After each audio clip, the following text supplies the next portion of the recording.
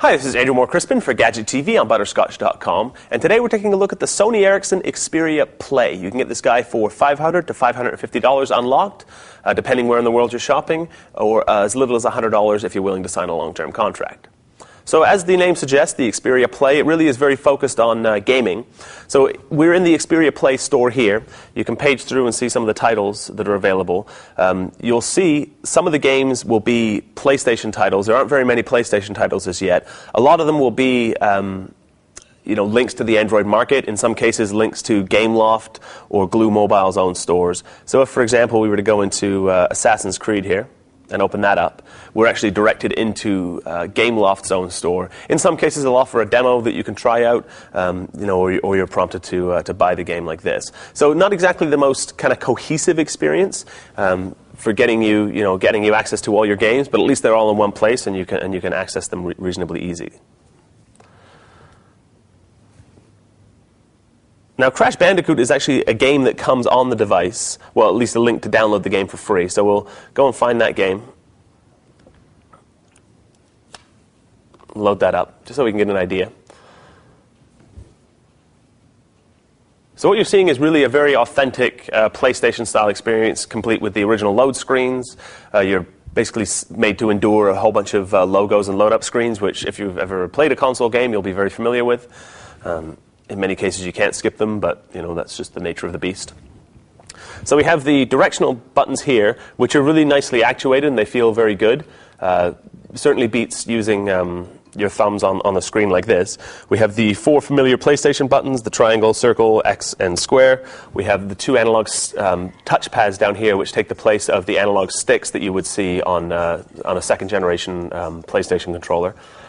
We have a select and a start button, and we also have a dedicated menu button here that'll access. It's a context button, so depending what you're actually doing in a game or in the apps or in the game store, you'll be able to access different functions. So, for example, you can.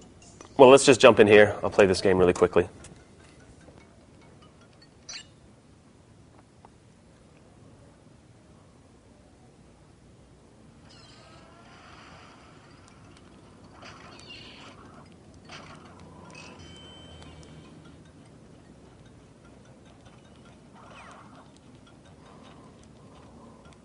But here you get a basic idea. It's pretty smooth. Not exactly the most demanding game to be playing, given that this was one of the PlayStation launch titles.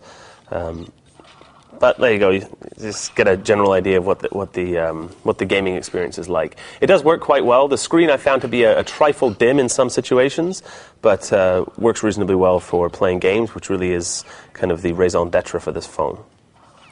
So if we hit the context-sensitive menu button here, you'll see we get a couple of options that we can view the manual. We can reset the game. In this case, we're just going to quit. And given that it is a mobile experience, we're asked if we want to save our progress. So we can basically pick up and drop off games as we continue, as we're kind of going about town. So that's a look at the gaming experience. I also, in addition to the Xperia Play PlayStation-style keys down the bottom here, we also have the left and right shoulder buttons here. So let's do a quick hardware tour. On the top here, we have a power button.